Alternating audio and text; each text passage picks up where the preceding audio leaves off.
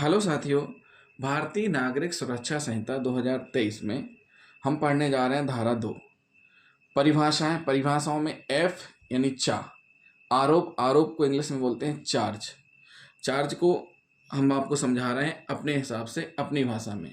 साथियों, होता क्या है कि आरोप एक ऐसा अभियोग है जो किसी व्यक्ति के विरुद्ध किसी ऐसे अपराध के संबंध में निर्मित किया गया है जिसके लिए यह अभिकथित है कि वह उस व्यक्ति के द्वारा किया गया है। साथियों, सबसे पहले जिन साथियों ने हमारा चैनल सब्सक्राइब नहीं किया है तो सबसे पहले हमारा चैनल सब्सक्राइब कर लें और वीडियो को लास्ट तक जरूर देखें।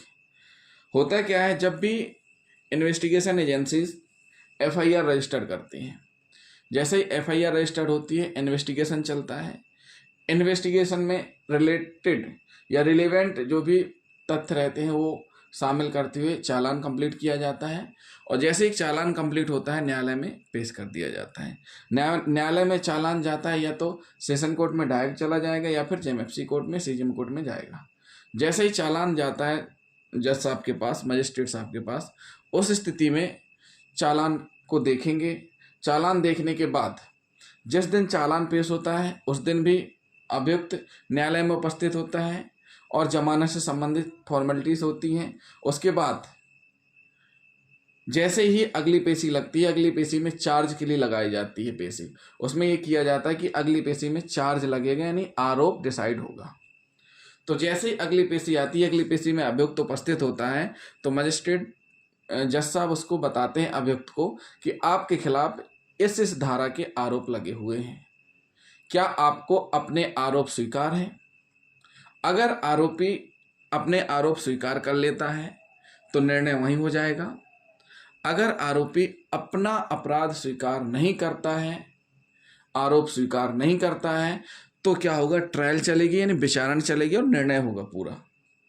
तो साथियों, हमने आपको आरोप समझाने की कोशिश की। आरोप का मतलब ये होता है कि जब एफआईआर हो जाती है, चालान कंप्लीट होता है, न्यायालय में पेश होता है, मजिस्ट्रेट साहब चालान को देखते हैं। चालान देखने के बाद फिर उसमें आरोप लगाने के लिए एक डेट डिसाइड होती है और जो अभियुक्त है, अभियुक्त को आरोप बताए जाते हैं कि इस सेक्शन के आरोप आपके अगेंस्ट हैं, क्या आपको अपने आरोप स्वीकार हैं। तो अगर अभियुक्त आरोप अस्वीकार कर देता है तो उसका पूरा ट्रायल चलता है, फिर डिसीजन होता है।